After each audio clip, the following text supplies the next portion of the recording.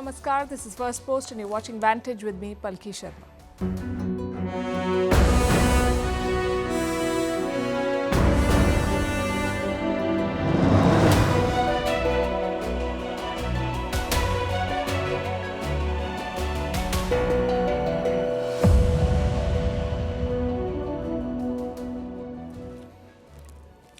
No year-end holidays for China. They're furiously at work to fulfill Xi Jinping's dream of world dominance. The weapon of choice this time is a dam, the world's biggest. China plans to build it near the disputed border with India, a dam to control the Brahmaputra river.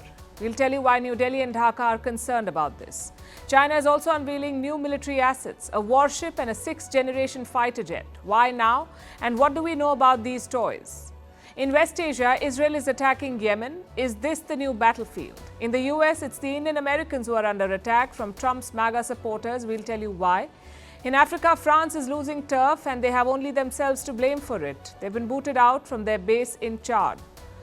Also, why North Korean soldiers are said to be dying in large numbers in the Ukraine war, why elected leaders must undergo cognitive testing, how to celebrate the ideal New Year's Eve, and the world remembers India's former Prime Minister Dr. Manmohan Singh. He is no more. We look at his life and legacy. The headlines first. Slovakia confirms its readiness to host peace talks on Ukraine. Russian President Vladimir Putin says Moscow is not against the move, praises Bratislava's neutral position in the conflict. Slovakia's Prime Minister has stopped all military aid to Ukraine. He's among very few European leaders who have remained close to the Kremlin. Bangladesh's chief advisor Mohammad Yunus proposes lowering the voting age to 17 years, says the youth should have a stake in their own future. Currently, citizens who are 18 years and above can vote in Bangladesh, but some countries like Argentina, Austria and Brazil allow 16-year-olds to vote. Bangladesh plans to hold elections in late 2025 or early 2026. South Korean lawmakers impeached their second president in 2 weeks, sinking the country even deeper into political crisis. The acting president had taken over from President Yoon Suk Yeol, who was impeached on allegations of insurrection. The finance minister will now be the acting president as well as the prime minister. In Pakistan, Imran Khan's party sets a 31st January deadline for the Shehbaz Sharif government. The talks between the two sides started earlier this week. The PTI's two key demands are release of all their workers and formation of a commission to investigate the mayhem which took place in May and November. And Germany's president dissolves parliament, sets 23rd of February as the election date. Last month, Olaf Scholz's government collapsed, prompting early elections. Security and immigration are going to be the big issues in this election.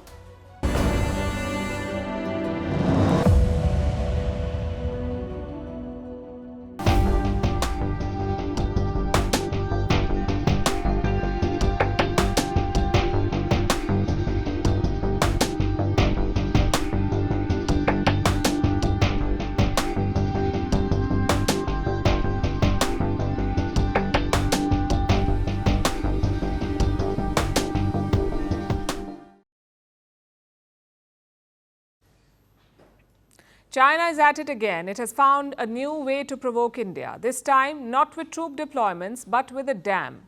China is building a new dam, the world's biggest, and they're building it right next to the disputed border with India. China says it will be the biggest dam ever built, even bigger than their own Three Gorges Dam. As of today, the Three Gorges is the largest dam in the world. It's one of the few structures on Earth that is visible from space. That's how massive it is. And now China plans to build an even bigger dam in Tibet. The project was approved yesterday. And this is not a new proposal. Chinese officials have discussed it before, but yesterday they gave it the green signal. Beijing is pitching it as a hydropower project. They'll generate electricity from this dam. And the cost? A whopping $137 billion, making it one of China's most expensive infrastructure projects ever. And this is where they plan to build it, on the lower reaches of the Yarlung-Zangbo River, the same river that is called the Brahmaputra in India. The Tibetan name is Yarlung-Zangbo. The river starts in Tibet. As it flows into India, it enters Arunachal Pradesh. It's a northeastern state of India, although China calls it South Tibet and stakes claim to this territory. The Brahmaputra river flows through the state and then flows into Bangladesh. Finally, it empties into the Bay of Bengal. So this river is shared by 3 countries, China, India and Bangladesh. All 3 depend on it, but China wants to control it. Why else would it build a massive dam on the Brahmaputra? You know what a dam does? It regulates the flow of a river. So China can control water supply in the Brahmaputra. In the dry seasons, it can hold back water. In the rainy season, it can suddenly release excess water. Beijing can cause droughts and floods with this dam. And these are not hypothetical scenarios. China is doing it already. It has built many dams, and it is using these dams to starve its neighbors. Look at Southeast Asia. China built 11 dams on the Mekong River. This river flows into 6 countries. There's China, of course, followed by Myanmar, Laos, Thailand, Cambodia and Vietnam. After building the dams, China started blocking the water. The Mekong water flowing into these countries, China blocked it, and this led to droughts. Water supply dried up in at least 4 countries, Thailand, Laos, Cambodia, Vietnam. This happened in 2020. In other instances, China's dams have flooded the Mekong Basin. Since 2019, water levels in the Mekong River have repeatedly surged. And this happened without any warning. And along the Thailand-Laos border, it led to millions of dollars in damages for the locals. The new dam in Tibet poses the very same threat. It gives Beijing control over the waters of the Brahmaputra. And that is the obvious purpose of the dam, not power generation. Because look at the scale of this. A dam of this size would generate massive amounts of power. We're talking about 300 billion kilowatt hours of electricity every year. This can serve more than 300 million people. Does China need this much, given that it already has multiple dams? Bloomberg spoke to one expert about this project, and this is what he said, and I'm quoting, "There is zero need for this kind of supply." Then why is China building the dam? Because it wants to weaponize the Brahmaputra. It wants to control the flow of water. It wants to dictate where the river can go. For India, there's another point of concern, and that is Arunachal Pradesh. Like I said, the Brahmaputra flows through this Indian state. China says the state belongs to it. The claim is baseless. It has no historical or legal basis and no international backing. Arunachal Pradesh is an inalienable part of India, but China refuses to back down. In recent years, these claims have gotten louder. Beijing has issued maps. It has given Chinese names to places in Arunachal Pradesh. Earlier this year, Indian Prime Minister Narendra Modi visited the state. China responded with a strong protest. The southern Tibet region is Chinese territory, and the Chinese government has never recognized and firmly opposes the so-called Arunachal Pradesh state illegally established by India. India has called these claims senseless and baseless. But you see, issuing statements and maps is one thing. Building a dam is quite another. It's a serious escalation. So what should India do? Respond in kind. In 2022, New Delhi announced a dam project in Arunachal Pradesh. It doesn't match the Chinese one in scale, but it's a start. India will have to double down on infrastructure development. Roads, dams, border villages, they're all now strategic assets.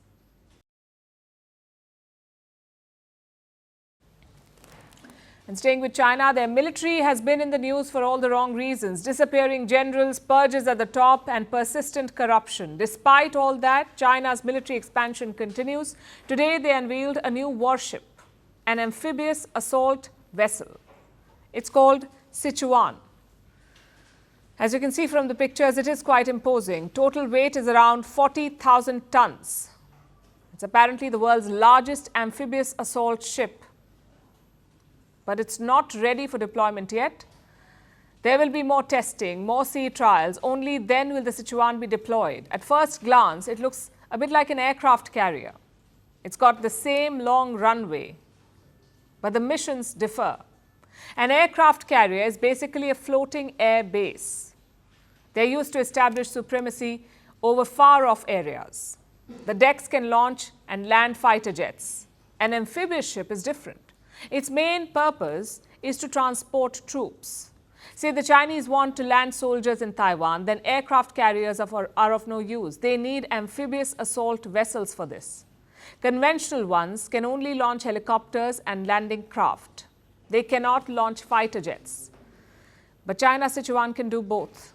It is fitted with an electromagnetic catapult, which means that it can launch and land fighter jets. So all in all, it's a very impressive ship.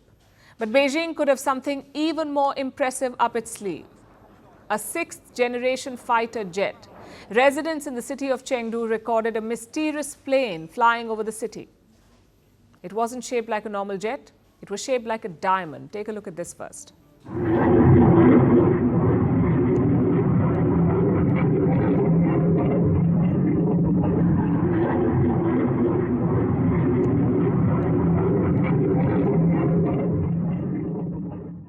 In China, nothing is accidental. Chances are this eyewitness video was choreographed. It was released yesterday, which was also the birthday of Mao Zedong.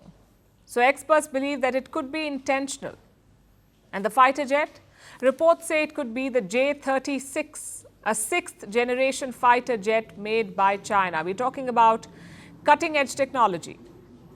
They have enhanced stealth modes. They can endure higher speeds, they can operate at higher altitudes, and they have extended range, meaning you can strike distant targets without refueling. That's something that's not possible so far. The current cream of jets are 5th generation. Like America's F-35 and Russia's Sukhoi Su-57, they're often accompanied by tankers or carriers. They need to stop, refuel, and then strike. But a 6th-generation jet may not have to. The Americans and the Europeans are also making such planes, but the Chinese are flaunting it. Just look at the shape of this mysterious plane. It doesn't have a tail, nor does it have any 90-degree shapes. And this is important because radars can easily detect 90-degree shapes. Clearly, the focus here is on stealth. So that's 2 major military leaps in 2 days. First, this possible 6th-generation fighter, and then the world's largest amphibious assault ship. The question is, why now? Why is China suddenly flexing its military muscles? There could be a number of reasons. One is to fight the perception. Xi Jinping's military purges have dominated headlines. Many experts have questioned its impact on China's military modernization. If you keep firing people, can you get work done? If there is so much corruption, can you build good weapons? Well, China says, yes, you can. Second, the South China Sea is heating up. Beijing aggressively pursued its claim this year, but it has also faced pushbacks. For instance, we saw multiple standoffs with the Philippines. Plus, Donald Trump will take charge next year. In his first term, Trump focused heavily on the South China Sea. He increased U.S. patrols to record highs. U.S. allies are doing the same. Australia is investing more than $7 billion in its navy. The plan is to double its fleet size. Some 11 frigates and 6 large ships are being built. So China will also want to be ready. And third, this has always been Beijing's long-term plan to overcome America's military edge. In pure numbers, they've already done it. China has around 234 warships. The US has only 219. But the quality is very different. The US Navy has 11 nuclear-powered aircraft carriers. They don't have to stop and refuel. They can be deployed for extended periods in far-off waters. China does not have a single nuclear carrier, so Beijing's long-term plan is to project power beyond its region, to achieve superiority over the US military. But as always, quality remains the concern. None of China's new weapons are battle-tested. Their navy is not used to distant deployments, and they haven't fought a war in almost 45 years. So if the shooting starts, will China's shiny new toys survive? Well, that remains the biggest question.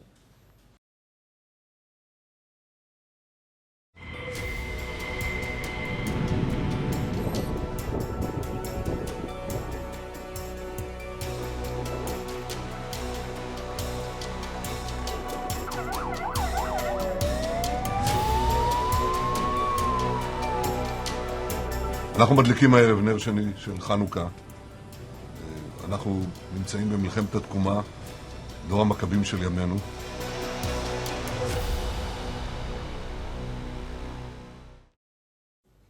Now let's turn to the war in West Asia. It stopped being about Israel and Hamas a long time ago. Now it's Israel versus everyone who means them harm. One by one, Israel is rooting out its enemies. First, Hamas in Gaza, then Hezbollah in Lebanon, then the military infrastructure in Syria, and now it seems it's Yemen's Houthis. Israel has been pounding them. It conducted fresh strikes on Yemen yesterday. It hit multiple targets. First, there was the international airport in Yemen's capital, Sana'a. An air traffic control tower was blown up. There was damage to a runway as well, and to the departure lounge of the airport, which was confirmed by an unlikely source. The head of the World Health Organization, WHO, Dr. Tedros Adhanom Ghebreyesus, was at the Sana'a airport when it was struck. He was in Yemen to negotiate the release of detained United Nations staff. He was just about to leave the country when the airport was struck. Dr. Tedros escaped unharmed, but one of his colleagues was injured. The UN staffer had to undergo surgery, but he's stable now. Others were not as lucky, though. At least 3 people died during the airport attack, and 3 others were killed near the Hodeidah port. It is one of Yemen's main shipping terminals. Israel struck that too, along with 2 other ports and 2 power stations. Israel says all of these were Houthi targets. Prime Minister Benjamin Netanyahu was in a celebratory mood after the strikes. Tonight, we light a second Hanukkah candle. We are in the war of revival, the generation of the Maccabees today. A little while ago, the Air Force attacked targets of the Houthi terrorist organization in Yemen, both on the coastline and in Sana'a. We are determined to root out this terrorist arm of Iran's axis of evil. We will persist in this until we complete the job. He says Israel will keep going until the job is complete. What does that mean exactly? Israel's defense minister gave some hints.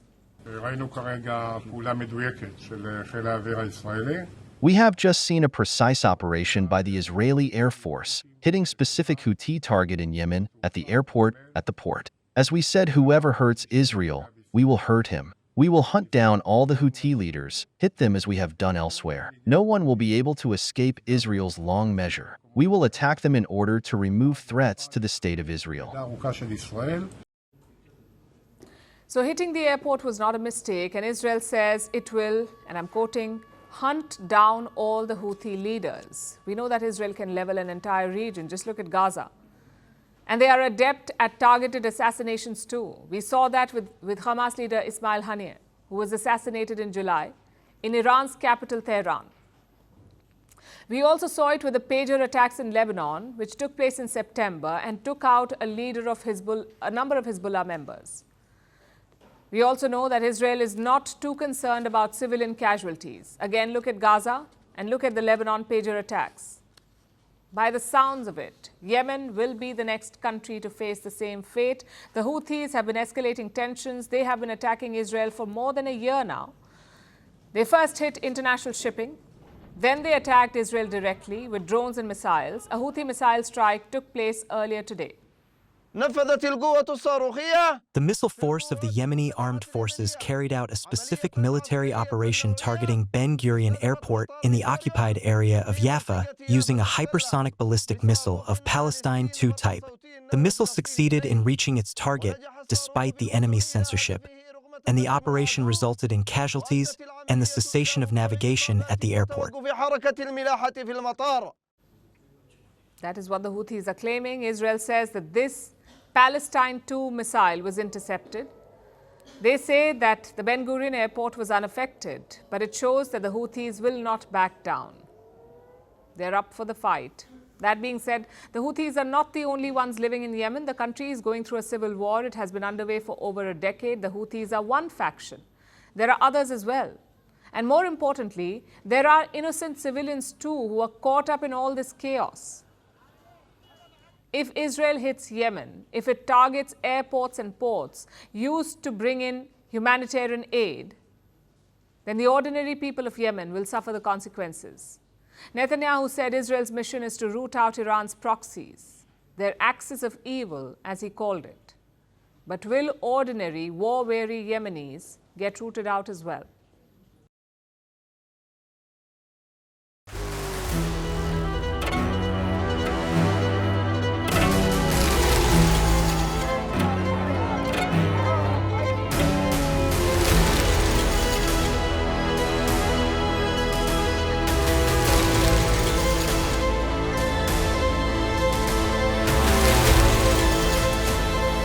Nobody's going to be leaving them.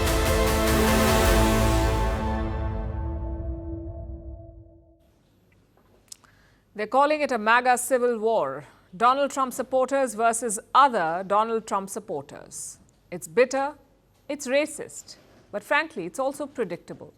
And guess who's caught in the middle of this civil war? The Indian American community.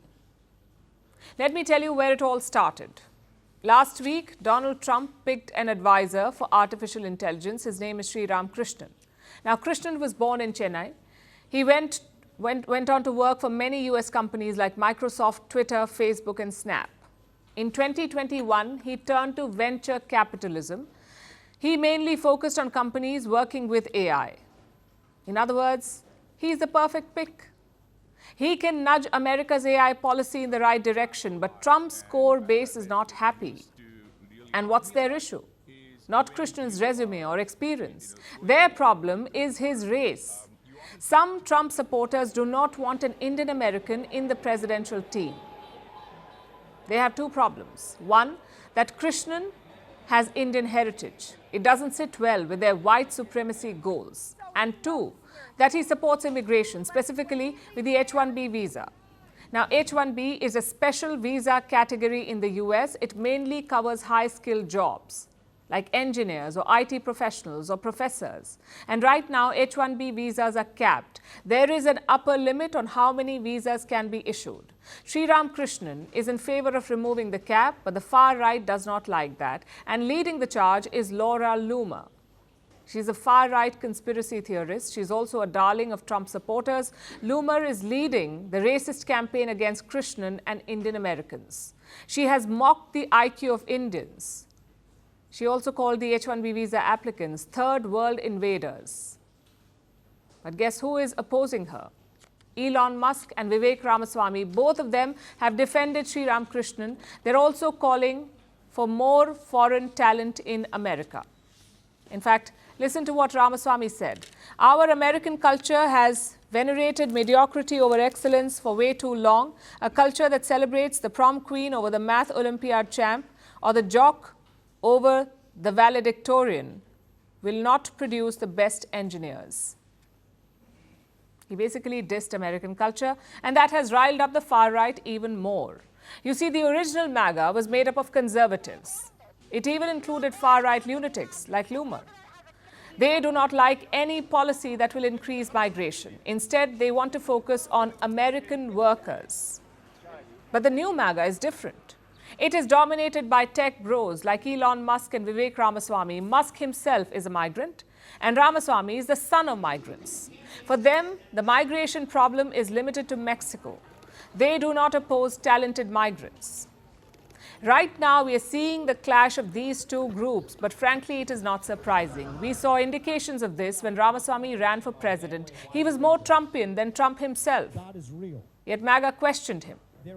They asked, why should a Hindu become US president? They said Hinduism was wicked and pagan.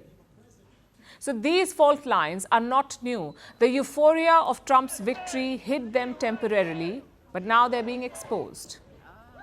And Donald Trump must take the blame for this. He kept feeding the fire of white supremacy. He villainized migrants for politics, and look at the result. The OG MAGA hates all migrants. Doesn't matter if you're talented. Doesn't matter if you're pro-Trump or not. They hate all of them. Because the sentiment is rooted in race and religion. The question is, what happens next? Ideally, Trump should be defending Sri Ram Krishnan. He's defended a number of his other cabinet picks, including a man who allegedly paid for sex with a minor. Yet, Trump is silent on Krishnan. It tells you everything about Donald Trump.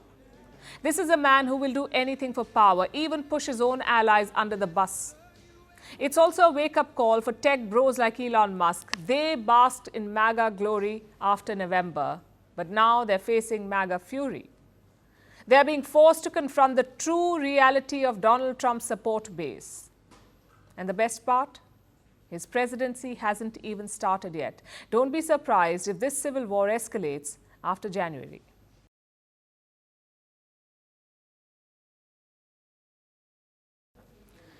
India is in mourning. Former Prime Minister Dr. Manmohan Singh has passed away.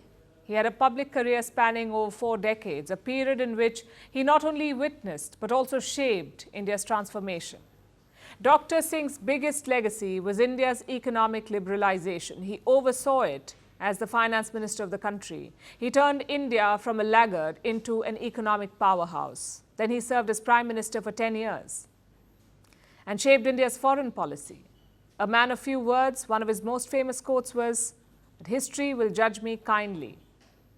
Throughout the day today, tributes have been pouring in from India's Prime Minister Narendra Modi and his cabinet to India's opposition parties and global leaders like French President Emmanuel Macron, Brazil's President Lula da Silva and former Afghan President Hamid Karzai. They've all paid their tributes. Our next report looks at his life and legacy.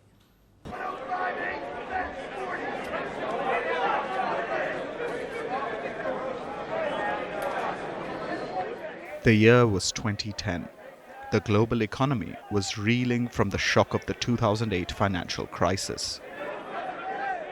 A severe downturn had swept the world. America was still recovering. The Eurozone was in disarray. Amid this turmoil, leaders of the G20 nations met in Toronto. India's then Prime Minister, Dr. Manmohan Singh, was there as well. He stood out in the crowd of world leaders. Dr. Singh was the only head of state who was an economist. His unique position earned him recognition, even from his American counterpart. The extraordinary leadership that Prime Minister Singh has provided, not just to India, but to the world. And I can tell you that here at the G20, when the Prime Minister speaks, people listen. Dr. Singh was no stranger to adversity. He was born in pre-independent India. He belonged to a generation that saw their lives torn apart by the bloody partition. Those experiences deeply influenced him. They shaped his decisions during India's own economic crisis in the 1990s. At the time, the Indian economy was on the verge of collapse. Foreign reserves were alarmingly low. They came down to just $1.7 billion. That was barely enough to cover 3 weeks of imports. The foreign press had declared India a caged tiger. It was Dr. Singh who set it free. Back then, he wasn't the obvious choice for finance minister, but his credentials left no room for doubt. As a student, he studied economics, first at the Punjab University and later at the University of Cambridge. He earned his doctorate in economics at Oxford. In government, Dr. Singh had held every top economic position. He served as India's chief economic advisor, the governor of the Reserve Bank, and the country's finance secretary, before becoming finance minister in 1991. That is the year that Dr. Singh unveiled his path-breaking economic reforms. An India worthy of the dreams of the founding fathers of our republic. We shall pay any price, bear any burden, make any sacrifice to realize those dreams. India is on the move again. We shall make the future happen. Serendipity found Dr. Singh again in 2004. That year, he became India's Prime Minister. If economic reforms defined Dr. Singh's legacy as finance minister, as Prime Minister, foreign policy would take center stage. In 2008, he risked everything for a landmark nuclear deal with the US. It ended a 30-year American ban on nuclear trade with India. More importantly, it reshaped India's global standing. In 2009, Dr. Singh achieved yet another important landmark when Brazil, India, China, and South Africa decided to team up. Russia would join their ranks. The group came to be known as BRICS. Dr. Singh returned to power for a second time that year, But in the second term, his limitations were exposed. Scandal after scandal plagued his government. A mass protest erupted over corruption allegations in 2011. This was followed by street protests after a gruesome gang rape in New Delhi in 2012. Dr. Singh appeared ineffective and powerless in that period. His approach to Pakistan came under fire as well, especially after the 26/11 Mumbai attacks. In his last press conference as Prime Minister, Dr. Singh addressed these criticisms. I do not believe that I have been a weak Prime Minister. History will be kinder to me than the contemporary media or the power. The Indian government has declared a 7-day mourning period. Dr. Singh will be cremated on Saturday with full state honours.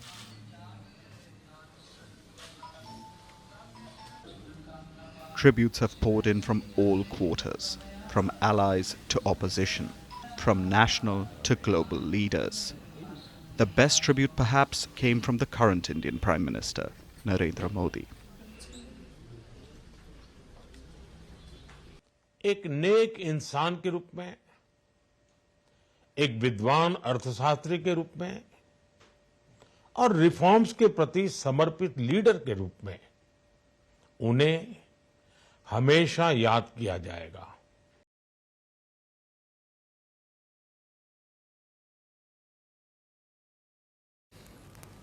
It's the last week of 2024. There's barely any time left for the new year, yet somehow France managed to squeeze in another loss. Right at the end of 2024, France just lost a military base in the Central African nation of Chad. It's quite the way to end a miserable year for the country. Let's show you some scenes from Chad yesterday. French military vehicles and aircraft lining up for one last photo before driving off into the desert. The vehicles were stationed at the Faya-Largeau military base. France built this base in the 1940s. It has been central to their African strategy for 8 decades. But yesterday, France handed over the base to Chad. There were about 30 French soldiers at this base. They were the ones driving off. They're headed about 780 kilometers south to Chad's capital, N'Djamena, where they will board a flight back home. Soldiers from other bases will follow soon. There are about 100 in eastern Chad at a base in the city of Abéché. They will be the next to leave. After that, French troops stationed at N'Djamena will also depart. France had about 1,000 troops in this country, but last month Chad tore up the defense pact and gave the French 6 weeks to vacate. Chad is the latest African nation to give France the boot after Mali, Burkina Faso and Niger. The 3 West African nations kicked French troops out over the last 2 years. Military coups took place in all these 3 countries. The new military juntas decided to sever ties with France and join hands with Russia instead. Russian mercenaries replaced French soldiers in other Sahel states. Moscow is in talks with N'Djamena as well. But for now, Chad says it will handle its military affairs alone. It says it is reclaiming its sovereignty. La décision de retrait des forces françaises est une décision. The decision to withdraw French troops is an exclusively sovereign decision with regard to Chad, and we felt that after several decades of independence and proclamation of the Republic, it was no longer useful to have a foreign military base in our homeland. Plus utile d'avoir une base militaire étrangère dans notre pays. Chad is kicking France out because of sovereignty. The 3 junta-ruled Sahel states switched ties to Russia. Both resulted in the same thing, France losing its hold in Africa, and this has become a trend. 2024 was an especially bad year for France because Chad's leader actually has good ties with Paris. It isn't like the junta chiefs elsewhere. But even an ally like him decided that he had enough of the French troop presence. It's a similar situation in Senegal, another former French colony which shares decent ties with Paris, but it also wants French troops out. So what is Paris doing about all of this? How is it ensuring that it has a better 2025? President Emmanuel Macron says that he has a plan. Nous avons voulu faire évoluer notre modèle. We wanted to further develop our model. Where we had established historical bases in many countries, we wanted to rethink our presence by co-constructing a partnership and cooperation with many countries, expression of needs, training, equipment, intelligence cooperation, one-off operations, but we are in the process of changing the logic. Coopération en matière de renseignement, opération ponctuelle. He says France is changing its model, changing its logic when it comes to military bases. There's one problem though. Macron said this while he was in Djibouti last week. He said this as he touted a greater role for the French base there. He wants to use it for power projection in Africa. Talk about being tone deaf. Macron also lauded shared cultural and linguistic values between France and Djibouti. You can't make this up. Here's a message for all former colonizers. The reason we have a shared language is because you colonized us, because you forced us to learn your language. We share culture because you forced it down our throats. Macron's moves show just why France is losing its grip. The African nations want sovereignty and dignity. They want France to acknowledge the past and treat them with respect. Until France does that, they will keep losing their African bases. In Ukraine, North Korean soldiers are suffering heavy losses. Recently, Kiev captured one such soldier. He was believed to be the first North Korean prisoner of war. That soldier has now died in captivity. But he's not the only one. Pyongyang deployed around 12,000 soldiers to Ukraine. Reports suggest at least 3,000 of them are either dead or injured. What explains these heavy losses? How are North Korean soldiers impacting this war, and can they change the tide in Moscow's favor? Our next report tells you. In October this year, Seoul came out with a strange report. It said North Korean soldiers were fighting in Russia. No one knew how many there were or what they were planning on doing there, but it meant one thing. Pyongyang had joined Moscow's war in Ukraine. 2 months later, there's a lot more that has come to light about these soldiers. Recently, one of them was captured by Ukraine. He was believed to be the first North Korean prisoner of war. That soldier has now died in captivity. Intel says it was due to serious injuries incurred in the war, and he's not alone. North Korea sent around 10 to 12,000 soldiers to Russia. Reports suggest nearly 3,000 of them have been killed or wounded in the war. But what are these troops doing there? Most of them have been deployed in the Kursk region, the one Ukraine captured from Russia this summer. But the battle over Kursk is not over. And Moscow was hoping these North Korean soldiers would help tip the scales in their favor. Dear Ukrainians, today there are already preliminary data that the Russians have begun using soldiers from North Korea in the assaults, a noticeable number. The Russians include them in consolidated units and use them in operations in the Kursk region. For now, it is only there, but we have information that they can be deployed on other parts of the front line. But they don't seem to be their best bet. North Korea has one of the world's largest militaries. Yet none of these soldiers have any experience of real combat. North Korea has not fought in a major war since the 1950s. Plus, these soldiers are very young, mostly in their teens or early 20s. They were all trained in North Korea's mountains, but in Ukraine, they face a completely different landscape.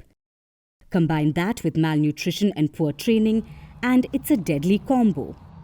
These North Korean soldiers may have been deployed to the front lines, but they didn't know what would hit them. That meant they suffered heavy losses. NIS said that North Korean troops lack of experience in drone warfare, and they were mobilized as frontline storm troops in open terrain which they are unfamiliar with. But what they lack in skills, these troops can make up in numbers and physical tolerance. Most of these troops are from Pyongyang's 11th Corps, which is one of the best units in the country.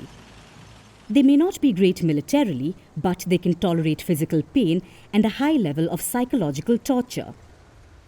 Now, neither North Korea nor Russia has talked about these troops. Pyongyang recently mentioned its new alliance with Moscow was effective.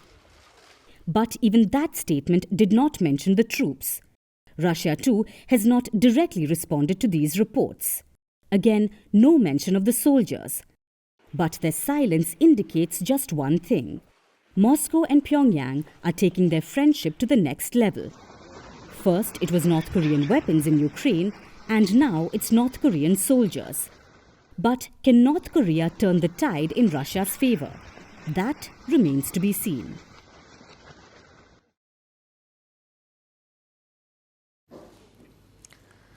Our story starts with an 81-year-old woman. Her name is Kay Granger. She is a U.S. Congresswoman from the state of Texas. On July 24th, she voted on the floor of the House, but since then she's been out of action. She missed key House votes. She wasn't seen at the U.S. Capitol, so many wondered what happened to her.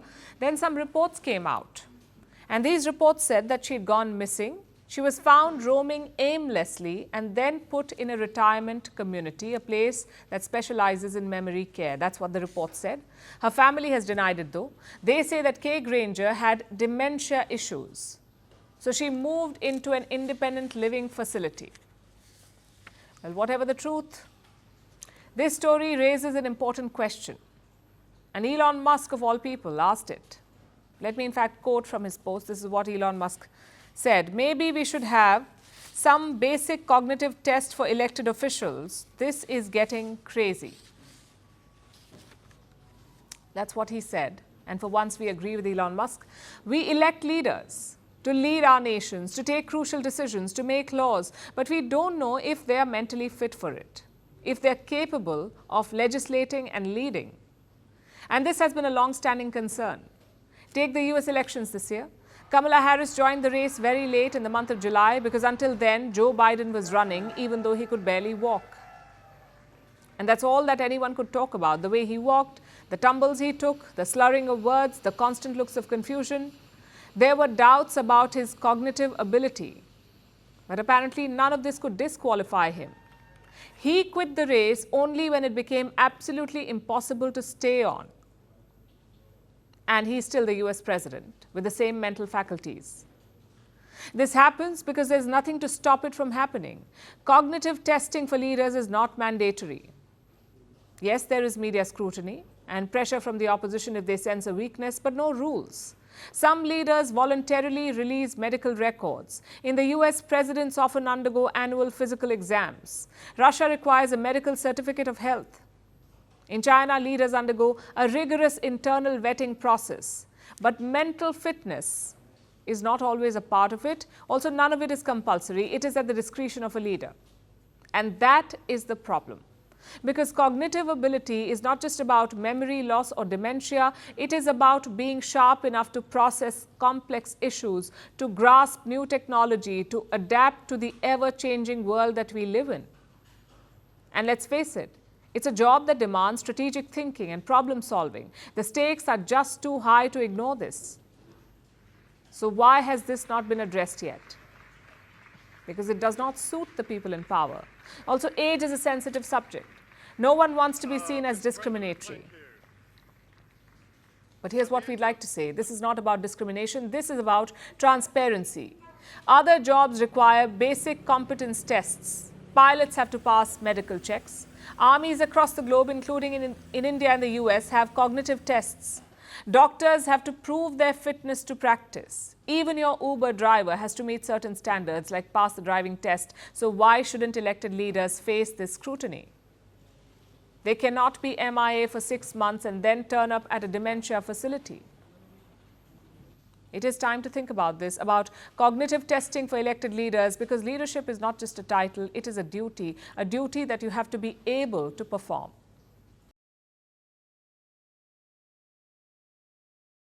Birds, oxygen tanks, poor weather, they were all blamed for the Azerbaijan plane crash this week. The plane was flying from Baku, it was headed for Russia. It crashed in Kazakhstan. 38 people died on board. So Azerbaijan, Kazakhstan and Russia, they're all investigating the crash. Now, Baku has released its findings. They say that a Russian missile caused the plane crash. And they are demanding an apology from Kremlin and cancelling flights to Russia. How has the Kremlin responded? And why would a Russian missile have hit the passenger plane? Here is a report.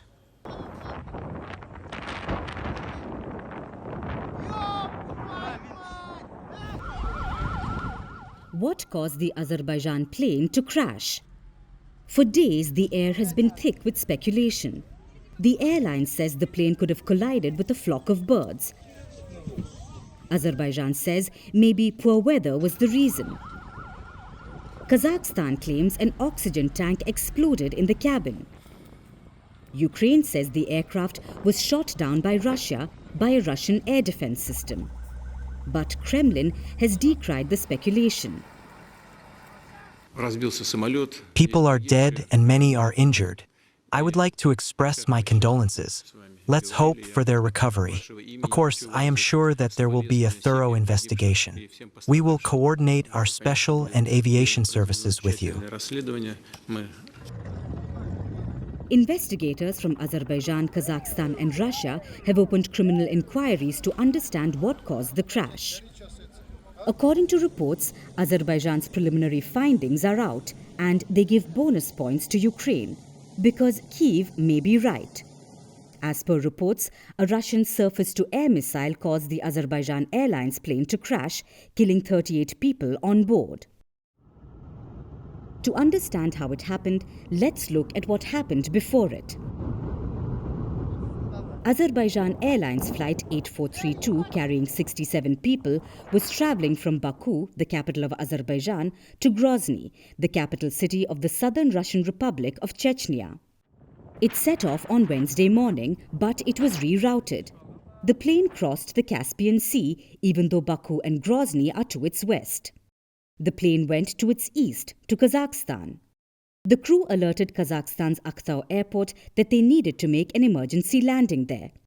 But about 3 kilometers from Aktau, the plane crashed just 2.5 hours after its journey began. According to reports, Azerbaijan has blamed Russia for this. Their investigation says that the pilots made requests to Russian airports for emergency landing near Grozny as well, but they were not allowed to land. Instead, they were ordered to fly across the Caspian Sea towards Kazakhstan. But while the flight was passing over the territory of Chechnya, Russian air defense forces were trying to shoot down Ukrainian drones. So, amid the drone air activity, a Russian missile was fired from a Pantsir S air defense system and it hit the Azerbaijan Airlines flight. The missile exploded next to the aircraft mid-flight. The shrapnel hit the passengers and cabin crew, killing dozens. And the aircraft was engulfed in flames after it made the emergency landing. The marks on the tail of the aircraft, which are truly representative of what are known as shrapnels. We can see that the plane has depressurized. We can see that there are also holes inside the plane. So we have evidence from the outside and the inside that shrapnel did indeed pass through the plane. Kremlin has declined to comment, but lawmakers in Azerbaijan are demanding accountability from Russia. They want to know why the damaged plane was not allowed to land in Russian airports. They have now suspended flights from Baku to Russia. Azerbaijan may be Russia's ally, but they are not willing to close their eyes.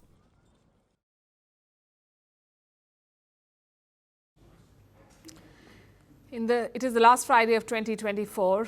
If anyone still says TGIF, looking at you millennials, then today is your last chance to be cringy because the New Year vibes have arrived. But let's be honest for a minute. If there is an award for the most overrated night of the year, it should go to New Year's Eve. At least we think so. And you may agree. There is too much pressure to have a good time, too many decisions to make, to drink or not to drink, to go out or to stay in.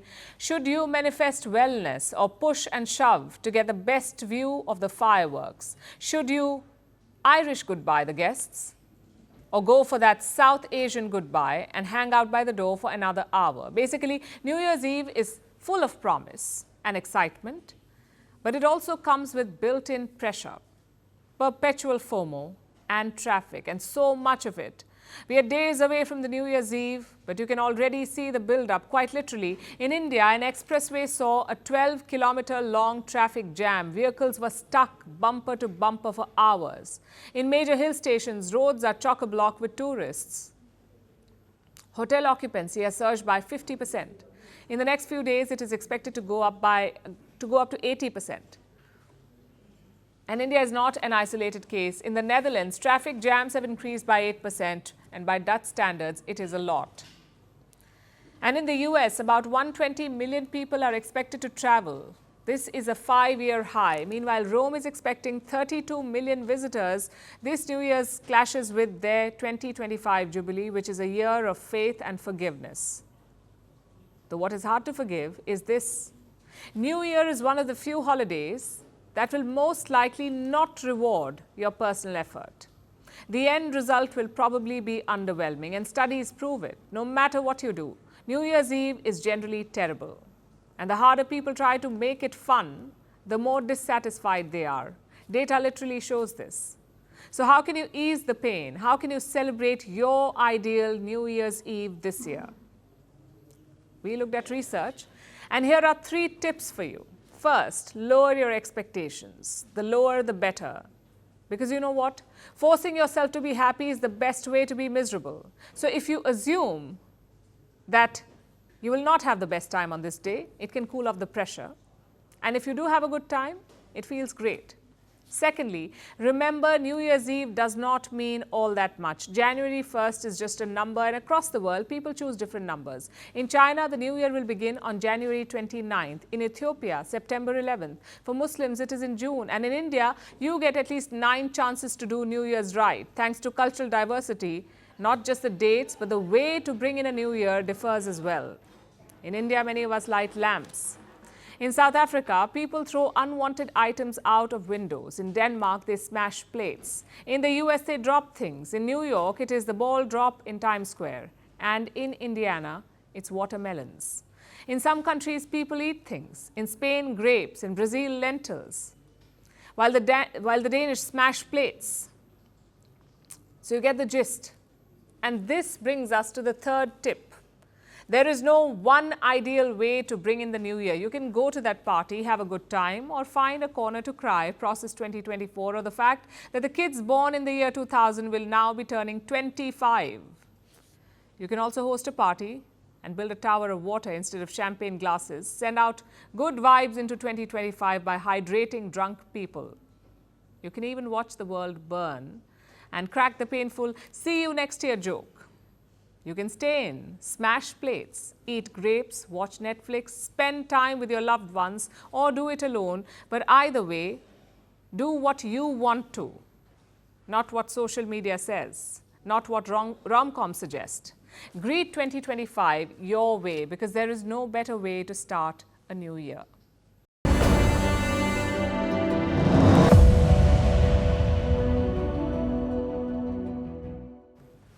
The holiday fever has gripped the stock market. It looks like investors are done for the year. They're looking forward to 2025, but we are not done with 2024 just yet. One thing dominated the Indian markets this year, and that is IPOs. A lot of big firms went public this year, from Hyundai to Swiggy to Ola, and there was a mad rush to buy up those shares. It felt like a season of Shark Tank, except for every pitch, the investors were all in. And the returns? A lot like Bollywood this year. Few hits, lots of misses. Take a look.